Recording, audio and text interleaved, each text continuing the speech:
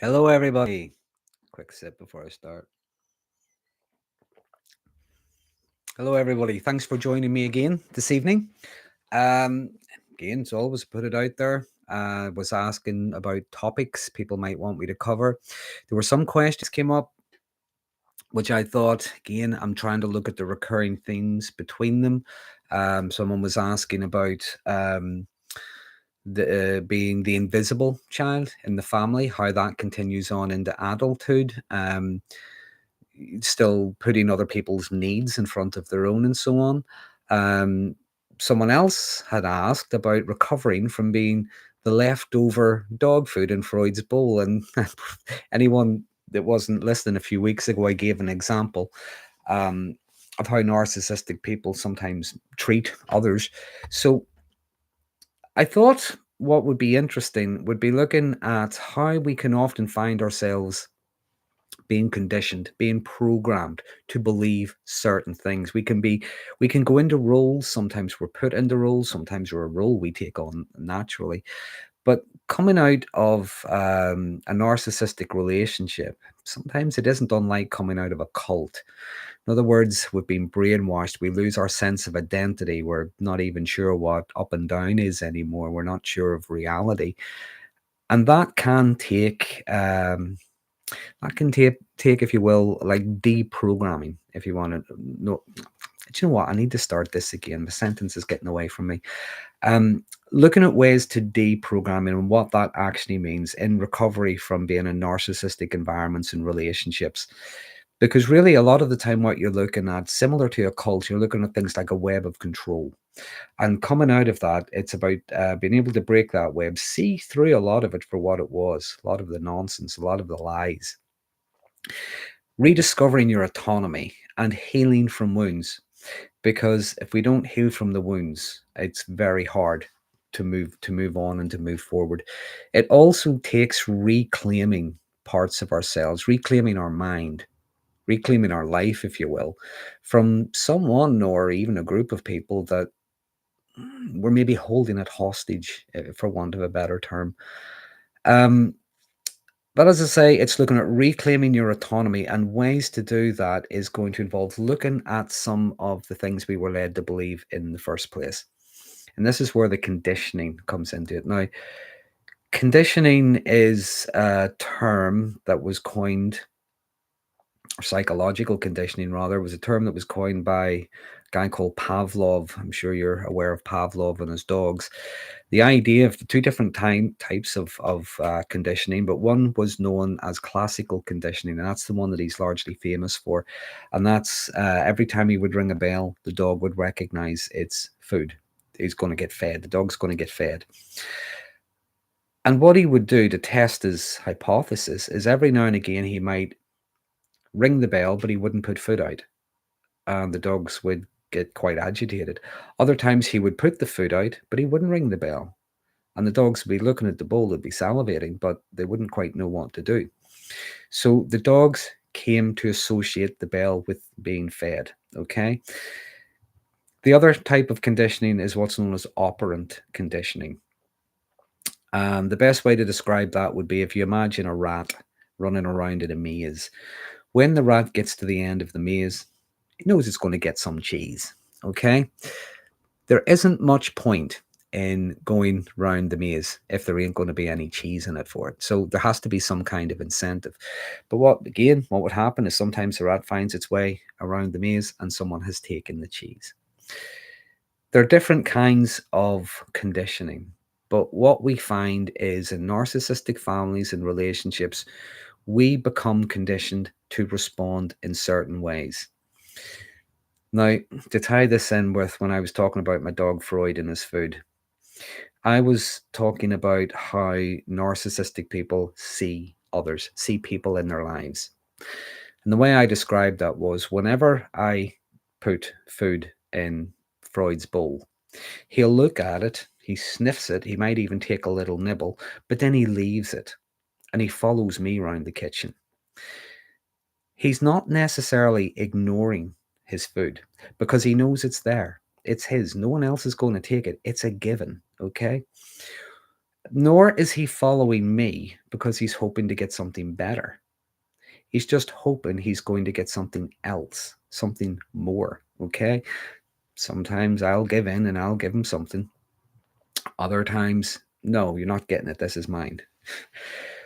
But he will always go back and eat his dinner. So it's not that he doesn't want it, he just wants something more. In a narcissistic relationship, when they have a partner, a friend, whatever it is, they have that person. They have their attention, they have their validation, they have their love, they have all this, that, and the other. But it's never enough. They want something else. They want something more. And that's why they're always nice to everybody else. That's why they're always very kind and generous to everybody else. And you're left there thinking, what the hell's wrong with me? And we can do things for them. We can give them things, and they never really seem to be appreciated. A lot of the time, what we're doing is we're trying to fill a canyon. We're trying to fill a canyon with love and attention and all the rest of it. But that canyon, not only can it never be filled, the canyon's often widening. So if you imagine you're with someone and they ask you, they want the moon. So you give them the moon, but they just take it from you. And then they say, well, I want the stars as well. So you go and you'll get them the stars, and they just take them. And then they'll say, I want the solar system. You go get them the solar system. Again, they'll take that and they'll say, I want the galaxy. And the whole time you're maybe asking yourself, what's wrong with me? Why am I not able to do enough? I'm giving them what they want, but it's never enough. And we think there's something wrong with us. We are doing it wrong. I think it's because we're asking the wrong questions, and because we've been conditioned to believe that maybe we're getting it wrong. We're conditioned to believe that what we did was with the wrong intent, or we were only doing it because of X, Y, and Z. So we keep asking ourselves, what's wrong with me? Nothing I can do. When we start to ask different questions, it sounds very, very different. It's not what's wrong with me. I gave them what they wanted. So what's wrong with me? They didn't accept it. It sounds very different when we ask, what's up with them? Why was that not enough? What's going on with them? And that's a completely different question. Sometimes the conditioning will have us, as I say, believe there is something wrong with us. Sometimes we are traveling, running around that maze. We're trying to get to the end of it. But just as we get to the end of it, what we don't know is there someone is moving the maze about to keep us from reaching the end. And again, we keep thinking there's something wrong with us. So it's how do we break that conditioning? How do we break that programming? Well, first of all, given the example of Freud's bowl, there's nothing wrong with the food in the bowl. It's not that he doesn't want it. He just wants more. He wants something extra. He wants a little treat. He wants a bonus. So there's nothing wrong with the food in the bowl. If we're going to look at ourselves as the food in the bowl, there was nothing wrong with us. Not to say we did everything perfectly, but not necessarily anything wrong with us. It was what was going wrong with them. And one way of breaking that conditioning, breaking that cycle, is looking at the number of times that you could actually prove yourself wrong, because other people have maybe seen your value, have maybe seen your worth. Other people have treated you decently. Other people have appreciated the things you've done and said for them. When you start to look at it the other way around, it starts to make a little bit more sense. And maybe you start to ask different questions. You don't necessarily ask, why were they like this? Why were they doing that? Why was it never enough? Instead, you might ask different questions. You might ask, what is it exactly they did? How did they do it? When did they do it? And where did they do it? You're asking different questions and you're coming up with different answers, because you can go down so many rabbit holes. Keep on asking the why. What is it they actually did? Well, they asked for something and they got it and just took it for granted. How did they do it? Well, they might have done it by making it a condition. Okay, it was a standard, it had to be reached, it was a condition. When did they do it? They would do these things anytime I needed something, or anytime I brought up how I was unhappy or how things needed to change. Where did they do it? Well, they would do it when no one else was around. When other people were around, they were either really nice, really friendly, and showing how caring they were, or they would have made unkind jokes and things like that to try to embarrass me. So when you're asking different questions, sometimes you get answers that make a little bit more sense, and the why, sometimes that'll fall into place, other times it's maybe not that big a deal. Other ways to break the conditioning is, I know I quote him many times, Jay Reid, when he talks about you live in defiance. You start to do things in your own best interest. You start to challenge the narrative that maybe you're being selfish. For instance, going back to the question about the lost child, my understanding of the lost child in a narcissistic family is the child that tries to hide in plain sight. They don't want to do things badly because they don't want to get negative attention. They don't want to be punished. They don't want to be ridiculed and stuff like that. But they don't necessarily want to do anything too perfectly, because then there might, again, there might be ridicule, there might be scorn, they might be given a hard time for feeling good about achieving something. So the child tries to stay hidden in plain sight. And as they grow up, what they might find is they're still maybe doing the same kind of thing, and they are still putting other people's needs and other people's feelings in front of their own. If you will, it's like people-pleasing behavior. How you break that is trying to break the conditioning. You recognize the condition. Every time the bell rang, you thought you were going to get fed, or every time you were presented with a maze, you tried to work something out. Again, pay attention to the exceptions, the other people who don't demand stuff from you, and other people who maybe do consider your feelings and ask you what you would like and what you would need. You pay attention to the times when you have done something, you've achieved something, you've accomplished something, and other people celebrated it, other people appreciated it. Really, what you're looking for, as Jay Reid says, you're living in defiance, and each and every time you're paying attention. You're not necessarily asking what's wrong with me. You might have been asking what's wrong with them. Again, when it comes to things like education, yeah, it's not necessarily a bad idea. Yeah, go on to channels like mine, channels, other people have channels as well. Educate yourself on the personality types. You recognize things like some of the tactics, things like manipulation and control, the different ways they would have had you doubt your reality. Even the ways people talk about the love bombing, the trauma bonding, and things like that. You look at the way there was a lot of affection to gain control, but then there was also blame shifting and denial. There's a lot of different stuff going on. It's like an emotional roller coaster a lot of the time. When you start to learn about those things, you recognize the relationship was exploitative. It wasn't a relationship of equals, it was an exploitative one. Then you start to break the mental conditioning. Because in order to break the conditioning, it means having to unlearn those distortions. You got them the moon, you got them the stars, you got them the solar system, you got them the galaxy, and it was never enough. The belief was, I'm not enough. I'm not good enough. I can't do enough. You start to break that distortion. Nothing would ever have been enough. They wouldn't just do this with you. They probably did it with the person before you, and they're probably doing it with the person they're with now. It's just them. It's what they do.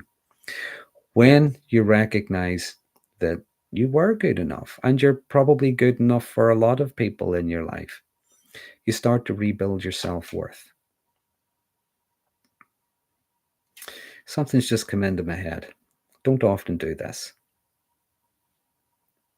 but I'm going to give a little bit of disclosure.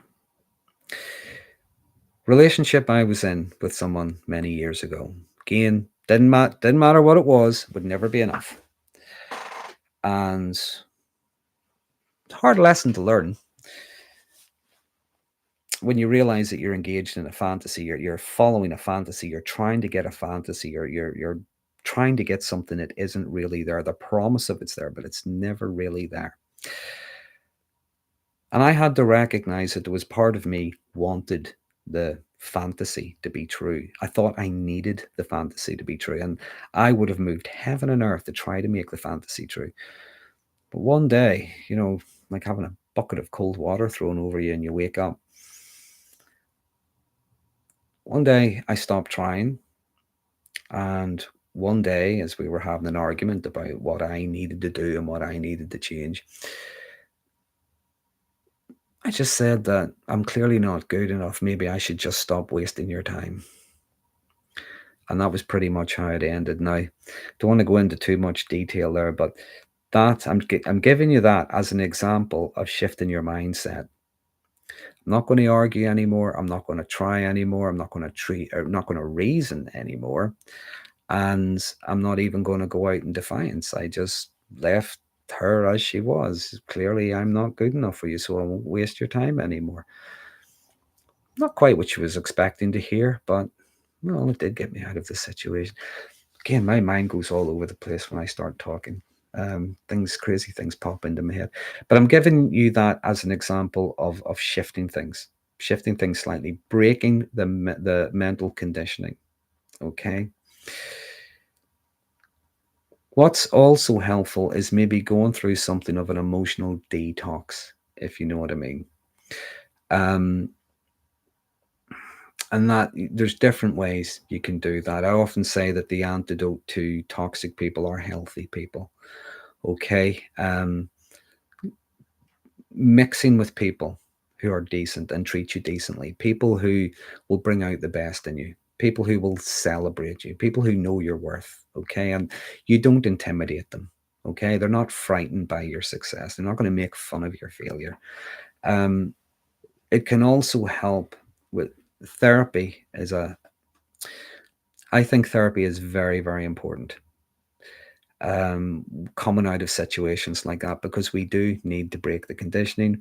We also need to be able to understand what was going on, even our part in it. I said to you a moment ago, I wanted it to be true. I thought I needed it to be true, and I was doing everything I could to try to make it true. I had to recognize my part in that. Whether I like it or not, the more I tried, the more I was enabling her. It wasn't intentional, but I didn't know that at the time because of how I'd been conditioned.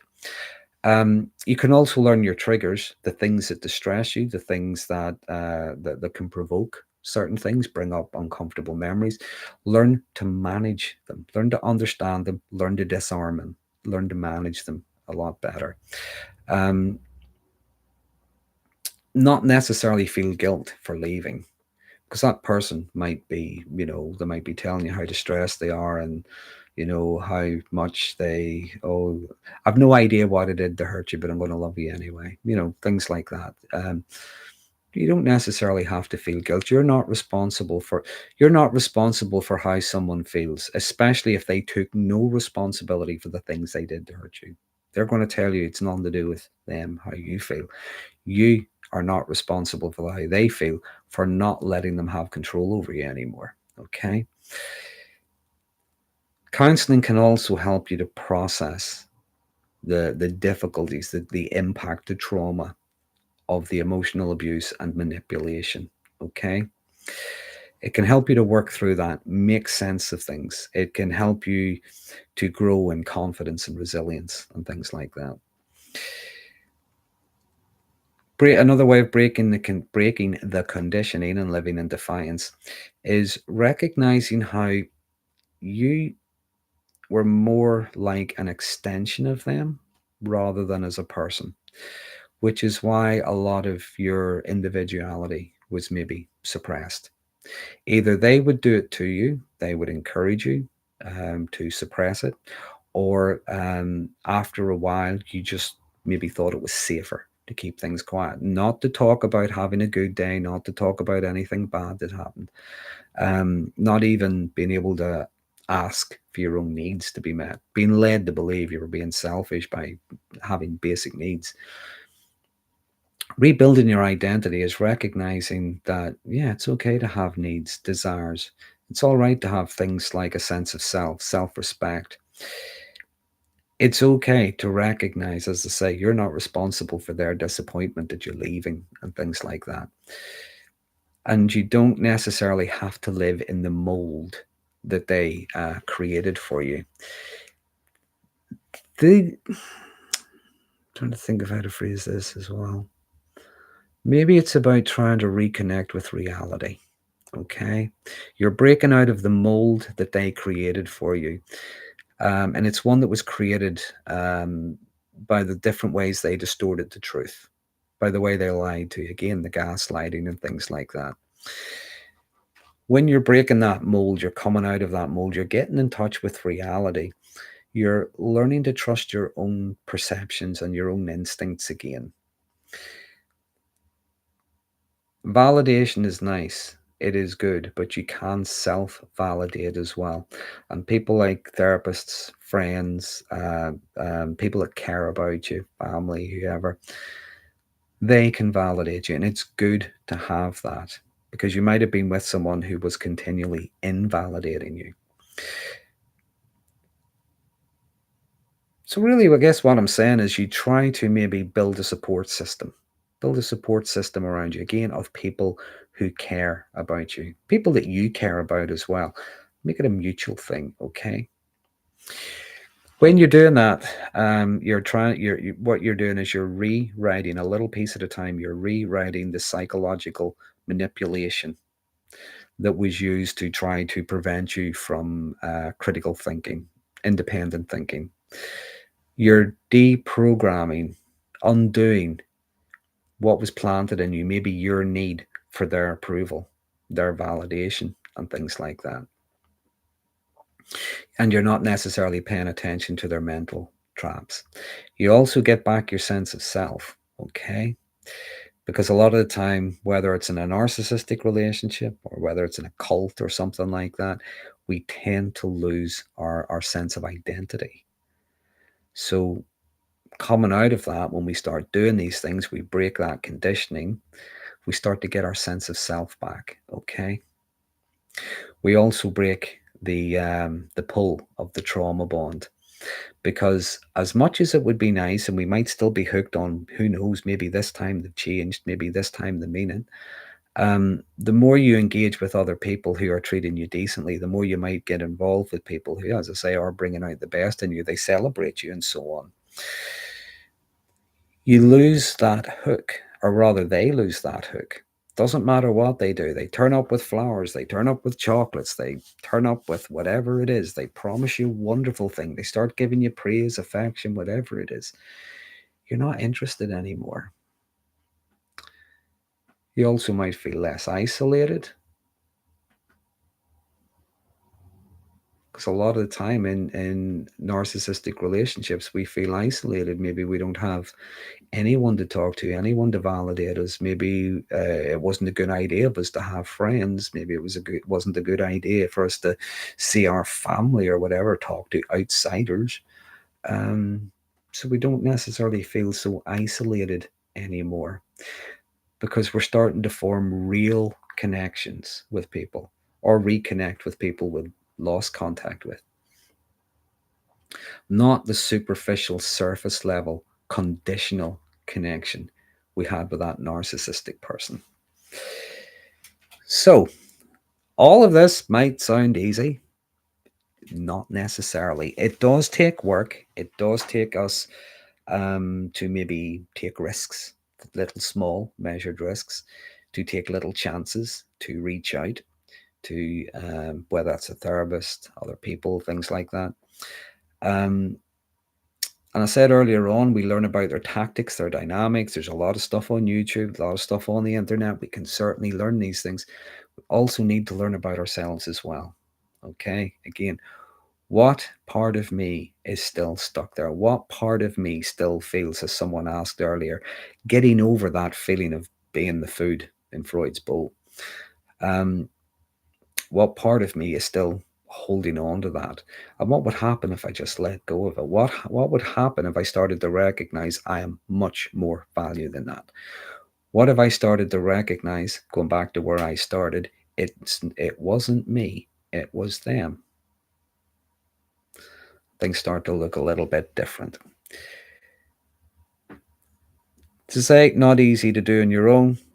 Therapy is a good place to start. Some people like life coaching because they want to learn different skills. They want to learn assertiveness, things like that. They want to do different things.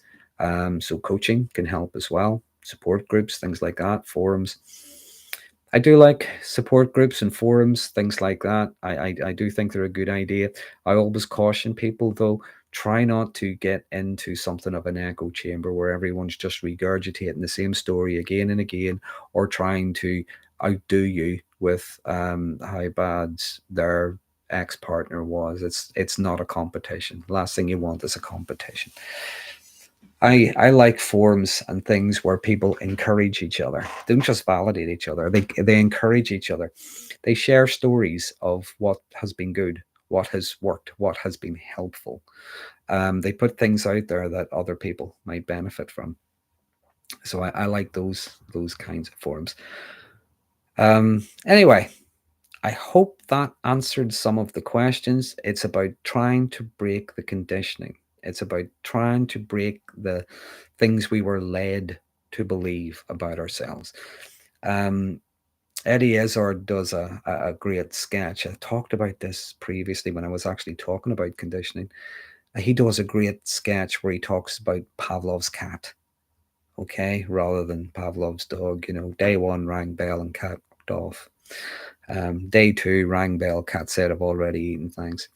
You know, if you ever want to have a look, it is very funny. If you will, you have the choice. You can either be the cat or the dog, okay, when it comes to the conditioning. Anyway, let's go back and let's have a look at some of the questions that came up. So I'm going to do this. Pop out chat here. There we go. Now then, let's have a look. Get back to the beginning. Hello, Phil. I have no idea what that means, Alan. Probably makes sense in your head. Sola says, wow, I actually made it to a premiere. Hello, Sola. It's nice to have you. Nice to have you here. I hope you find something interesting. Ellie says, hi. Hello, Ellie. Hello, on my way. Jane Smith says, have we started? No, I was just killing time and warming up, Jane. With a little bit of my sarcasm. Like different things says, love your videos, are very informative and easy to follow. Good. I'm glad you find them easy to follow. I always try to present things in a way that I would understand. I'm not the most academically gifted person there is, so I try to phrase things in a way that I would understand, because my assumption is if I would understand it, most people will. So I'm glad you find them easy to follow.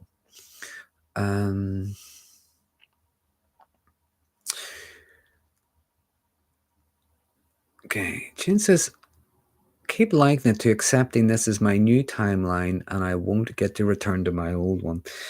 There is something in that. I'm just wondering, yeah, we don't get to return to the old one. Now, if we were to get to return to the old one, there's different ways of looking at this.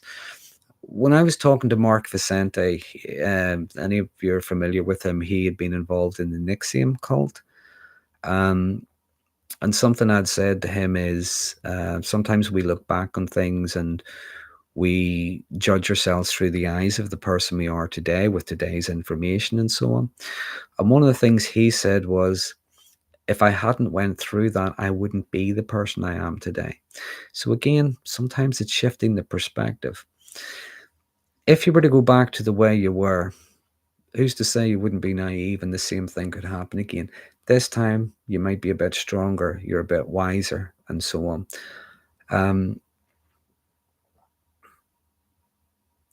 And I'm thinking, Carl Jung, one of the things he said was, I'm not what happened to me, I am what I choose to become. And I think there is something quite empowering in that. The other thing about accepting something, so I often say accepting something doesn't mean you're okay with it. It just means you're acknowledging it is what it is. You don't approve of it. You're not happy with it, but you're acknowledging it is what it is. Shifting that focus is you accept that they are what they are. They do what they do. Okay. And again, not necessarily with you. They would do it with anybody. Okay. They can't be changed. They won't be changed. It's up to them. Okay. We can't do it for them. I'm Noel says, feel the fear and do it anyway. Good book. It is a very good book, and it's one that I would recommend to people sometimes. I suggest it to people. It's a very good book. I love the title. I wish I'd come up with it. Okay. Hello, Spaceman Spiff. I'm always amazed by people's names, usernames. I'm sure it doesn't say that on your birth certificate. Now, so let me see. Looking for questions. If I could see something with a question mark, it would be easier for me to find. Okay. Is it normal to, Spaceman Spiff says, is it normal to hear the narcissist voice when you try to do things for yourself? The voice that tells you're wrong, not doing it right.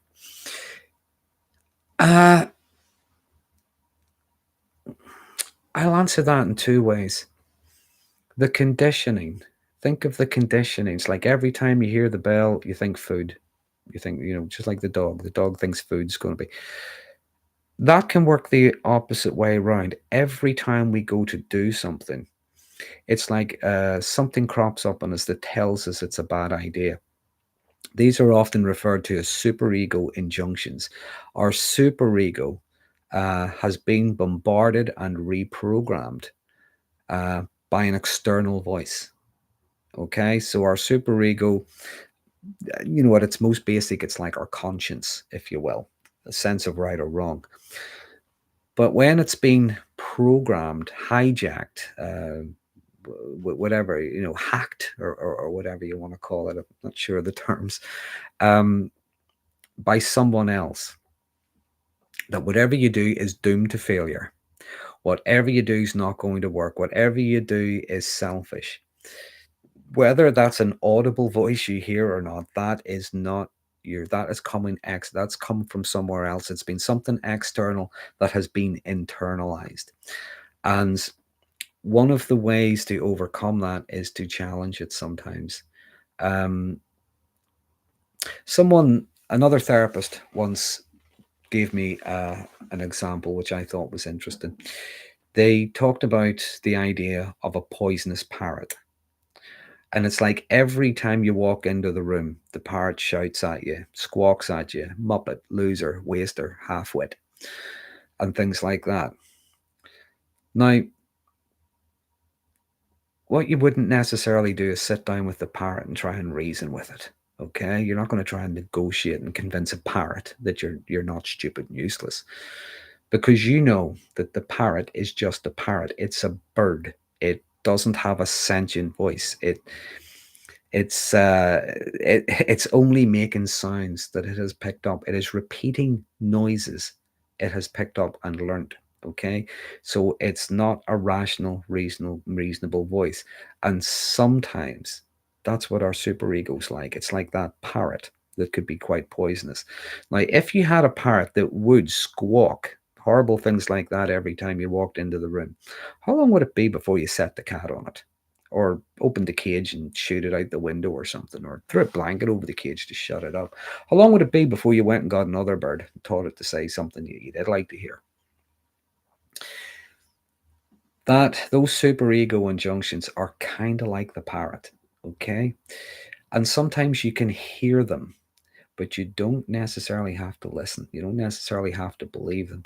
Again, like I say, you pay attention to the exceptions. You pay attention to the other times when you do something and it does work out well and everyone celebrates, or you do something and no one has a bad word to say about it. No one's criticizing you for it. Okay. So let me see, where did we get to?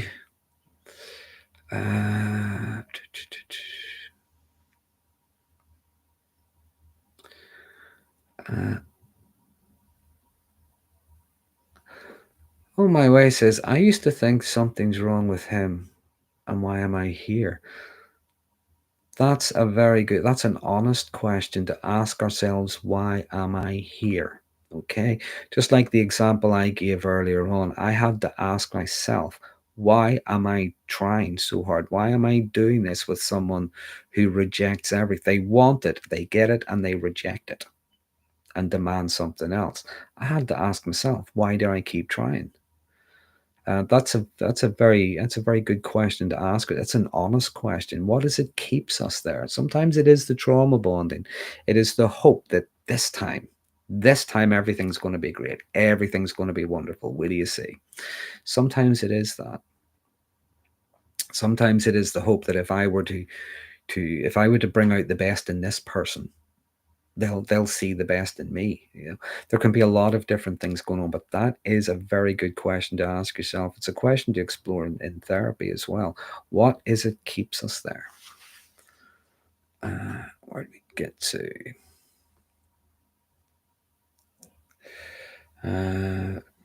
Again, trying to look for something with a question mark because that'll be easier for me. Hello, Sammy D. Nice to have you here. Angela says it's the promise of something that's not there. Yeah, it is. It's the promise of something that's not there. That's why it's always over the horizon. That's why you never reach it. You'll never get there. It's ever shifting. Goalposts constantly shift. Conditions constantly change, and it's never there. And I think one of the reasons, whenever people come out of relationships like that, one of the things they grieve is the promise that was never delivered. Okay, it's not the relationship they had, it's the one they were promised. It's the one they tried to have. It's the one they hoped to have. It's the one they put so much effort into. It's the one they invested in, not the one they had. Okay, so where'd we get to? Let me see. Good to see everybody saying hello to each other. I like when people have wee chats. Okay, where did we get to? Oh, just jumped again.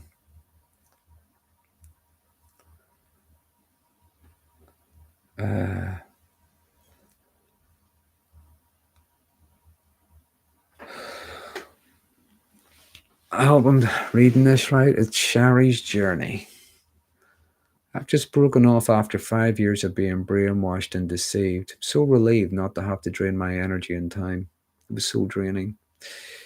Yeah, it is. It sucks the life out of you. It sucks all the joy out of you. It sucks everything out of you. Your ambition, everything. It takes everything from you.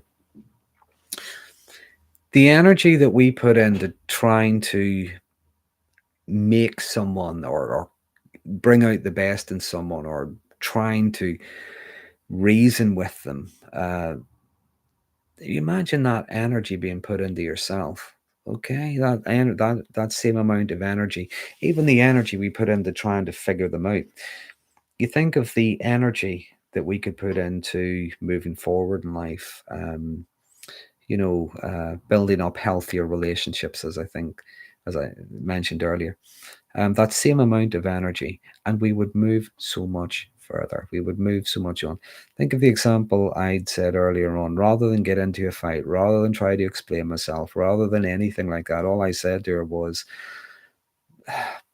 I won't waste any more of your time. I'm clearly not good enough, so I won't waste any more of your time. Because that was so much easier than trying to reason with someone. It's like, sometimes got the impression when I was talking to her, she didn't hear a word I was saying. It was just like the theme music to Laurel and Hardy was going on in her head when I was talking. It was just this blankness. So I stopped wasting time. And the same energy goes into moving forward. You probably find you're using less energy moving forward.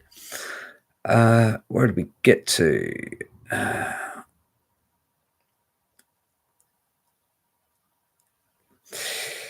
Vicky Davison Hunt says, oh, she's an extension of them. Yeah, it's something I'd said earlier. Sometimes I can still feel floored by the realization of how intensely I needed that past relationship to be real. So glad I don't do that anymore. Yeah, I think after a while, every single one of us at some point, everybody, we all come to the realize there is no crock of gold. There isn't even a rainbow. There's nothing. It's all smoke and mirrors. It's nonsense. It's one excuse after another. It's one promise after another, and all of it is just aimed at keeping us trying that little bit harder. And after a while, yeah, we just give in. We just don't try anymore. Okay, I've just jumped. I was about to read what I thought was a question, but it has just jumped. So I'll see if I can find it back. Summer Rain asks, how do you work through the anger phase after radical acceptance? Anger it's like a secondary emotion, and it's being fueled by something we don't want to feel. It can be a sense of unfairness, injustice. It could be feeling threatened. It could be feeling embarrassed. It could be feeling guilt. It could be a lot of different things fuel our anger. It's also worth recognizing that when we come out of a situation with someone who was maybe horrible to us, we're going to feel a lot of different things. Again, we're going to grieve. We're going to mourn the relationship we would have liked to have had. We're going to grieve the person we fell for, not the person we ended up with. And part of the grieving process is anger. Okay, so it can be normal. It's a normal thing. The thing about anger is being angry with the right person at the right time and in the most appropriate way.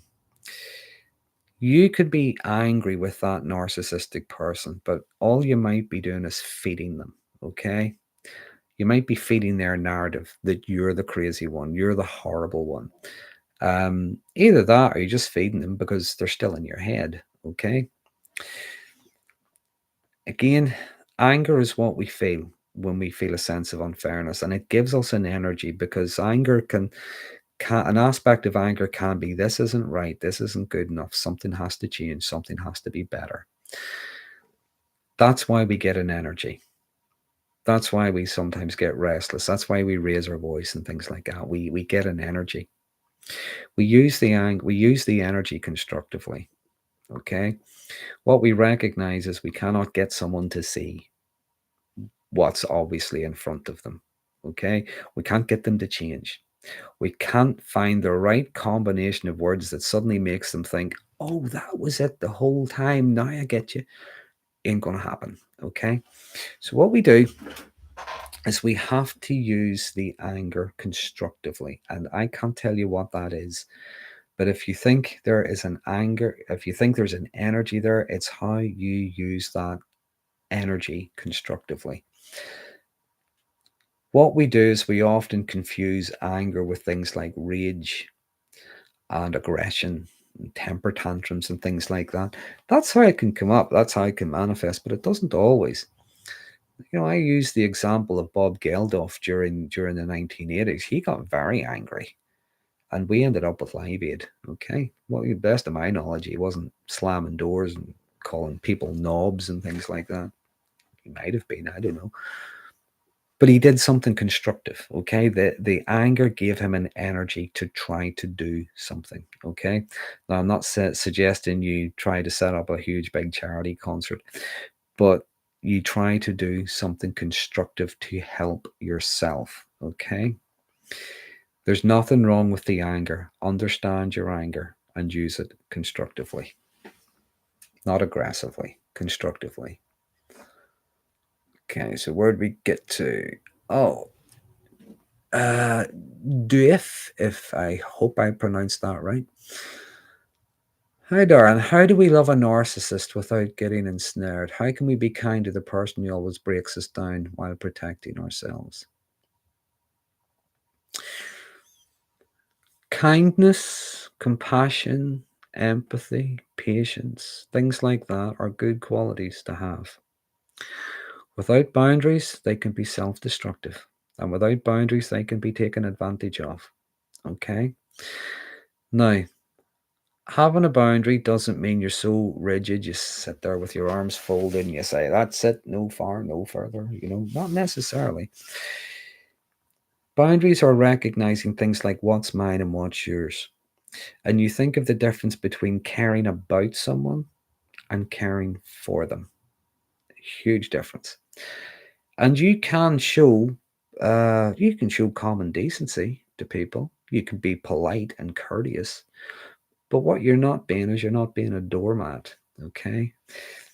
There is, I don't think there's a one single answer I can give you, but you can be kind, you can be nice to people, you can be courteous, and you can care about them without trying to fix them and rescue them and give them every resource you have to try and fix them. When you recognize you're being exploited, that's maybe when you have to reinforce your boundaries. And how you do that is entirely up to you. There are different ways. People sometimes ask, how do you get someone to respect your boundaries? You can't. Okay. You have to enforce them. People don't necessarily like boundaries, they don't like consequences, things like that, but everybody understands them. Okay. So where do we get to? Rick Van Plumes. I'm not even going to try to pronounce that. I'll just call you Rick if that's okay. Is it crazy to stay in the relationship because of fear for my daughter of more emotional and maybe physical abuse? I can't say whether that's crazy or not. I can't even tell you whether that's right or wrong. What I will say is we all have different motives and different agendas. I cannot give specific advice about specific things because I don't know the situation. What I would invite you to think about is asking someone who could. There are plenty of organizations, plenty of agencies can give you think there's a risk of something happening. Ask for advice, ask for help. You're not necessarily reporting something because I don't necessarily know what's going on, but have a get advice from people who know, who can give you practical guidance in those situations.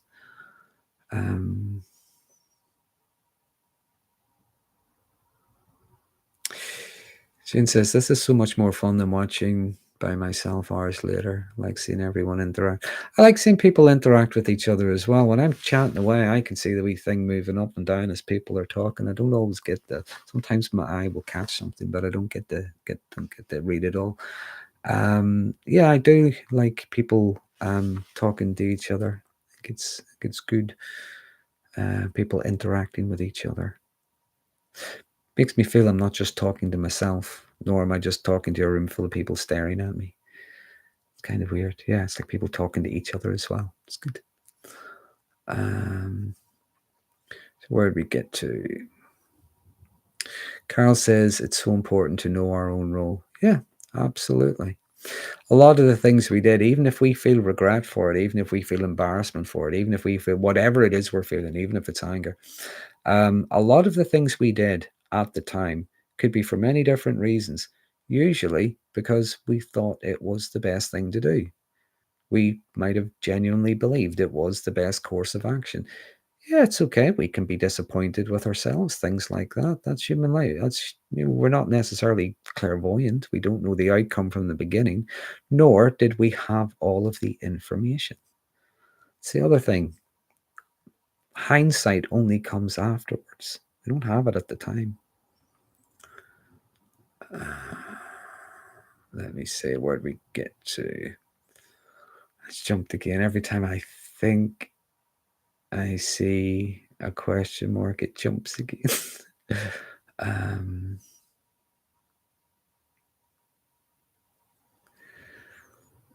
Minnow says your example about the galaxy, etc., resonated with me. Whatever I did, they weren't happy. Ultimately, they were wanting something that I wasn't ready to give, and then they left me. Yeah. They don't get what they want, they'll go somewhere they will get it. And sometimes we can feel, again, maybe we might feel disappointed there was something wrong with me. No, not necessarily. Again, this was them. Okay.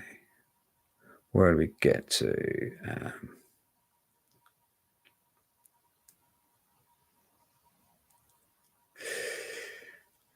Jane says, I do wish us interacting with each other didn't screw up your tracking on your end. No, listen, it's perfectly okay. Don't you worry about me. All it takes me to do is to reach my hand out and scroll back a bit. It's not an effort, okay? It's not an effort. You folk chat away as much as you want to. Let me see. Where did I get to the question? Yeah. Spring cleaning soon. Yeah, you want to see the state of my room. You only get to see what the camera sees in here. You don't see my coat lying on the floor. You don't see my coffee from this morning sitting over there. You don't see a pair of pliers sitting over there. I can't even remember what I lifted them out for. I think it was to fix something. And then I forgot about it. So whatever it is, as soon as it's not working again, I'll remember what the pliers were for. Where do we get to? Oh, Carl's asking, where is Freud today? Freud is actually downstairs at the moment. Freud is downstairs at the moment. There's another dog here, Lucky. And Lucky and Freud are both lying downstairs, lying on their beds and having is it a nap really? Yeah, I suppose. Whatever dogs do, a dog nap or something. Dog nap. Sounds like kidnap. I'm saying the wrong thing. Well, they're having naps anyway because we're running around out the back for a while. Took them to the park this morning. They had a massive run.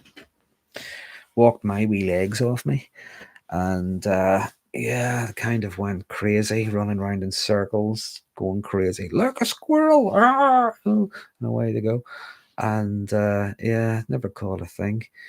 But yeah, I think they're a bit tired after all that. So they're both having a nap downstairs at the moment. So where do we get to? Okay, I think we're coming towards the end of the questions.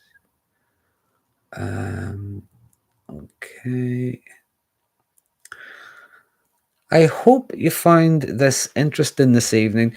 If you want more information on conditioning, classical conditioning and operant conditioning, you might have to go back about a year or two. But in one of the live streams, I talk about the conditioning and again, a bit more in depth on how to break it. It really begins like anything. It's like education. Information is power. Once we understand these things, once we see these things, we stop doing things automatically anymore. We stop doing things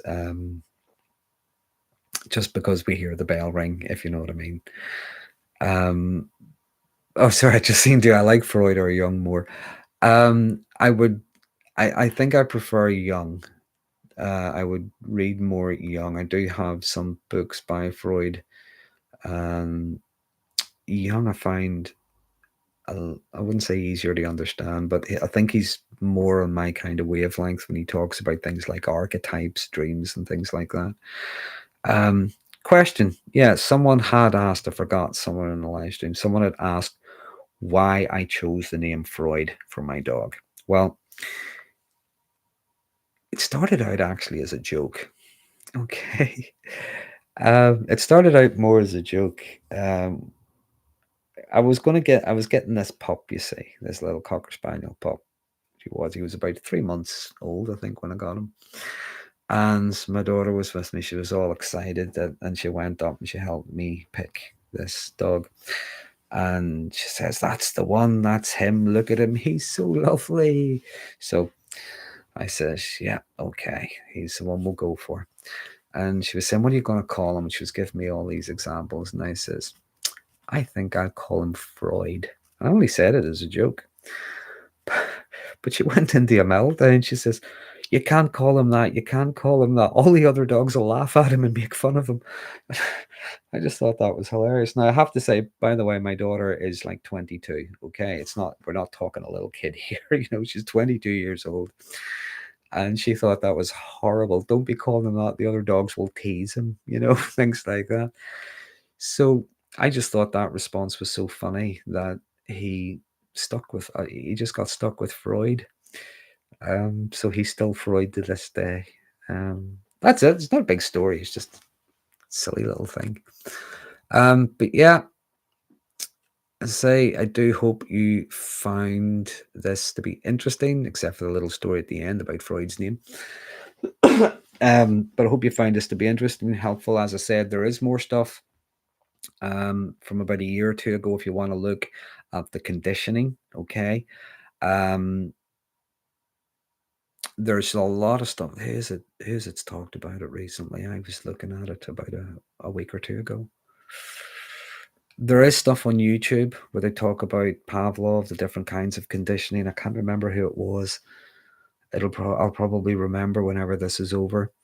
But there is good information, not just on YouTube, but there are articles and things like that online looking at the different kinds of conditioning and ways to recognize it and how to break away from it. Ultimately, I do think it is, as I said earlier on, it's starting to reclaim ourselves. When we hear that those super ego injunctions, something's happened, I have to respond this way, or if I do this bad thing will happen.